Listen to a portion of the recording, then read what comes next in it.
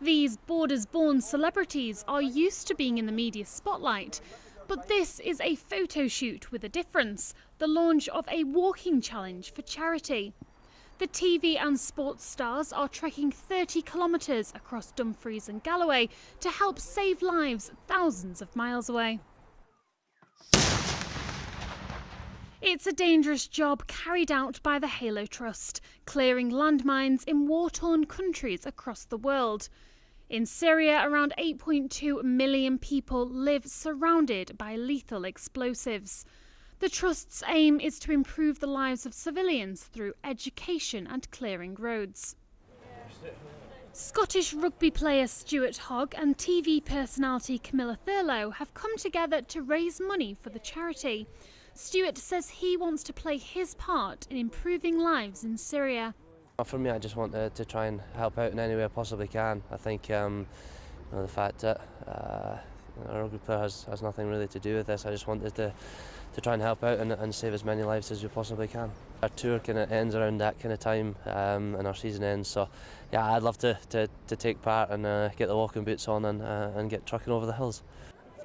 For Camilla Thurlow, switching from reality TV to fundraising didn't seem like such an unusual step. I completely understand why that would seem like two completely different worlds, and it is in a way, but I feel it's really important to debunk this myth that to want to help people you have to be a certain type of person. I think everyone has the capacity to help others and to touch lives in a positive way. Anyone can join in the walk, taking place in June, no matter what age or ability. So let's find out a little bit about what it's really like in Syria. I'm joined by Simon Conway, he's Director of Strategy for the Halo Trust. Simon, you've been to Syria, you've been on the ground. Just give me an idea of what it's actually like.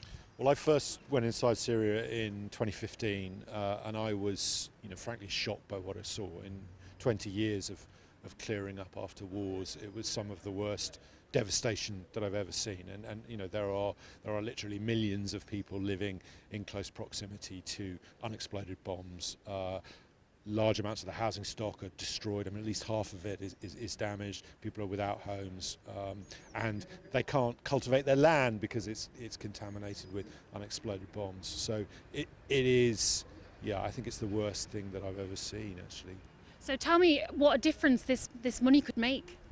Well, there's two things. We are providing what we call risk education, which means we're going in particularly to schools, and a lot of the schools are hidden. They're in the basements, but children are coming together, and the teachers we're working with to give a message not to touch items, particularly given that a lot of these things are, they're small and shiny, and they're attractive to children, and children tend to be very high in terms of casualties. So we're doing that, but we're also beginning to clear items now. So we've trained local Syrian people. We gave them very detailed training, and they are now working inside Syria, surveying, identifying the locations of cluster munition strikes, of unexploded bombs, and then they're getting on with clearing them.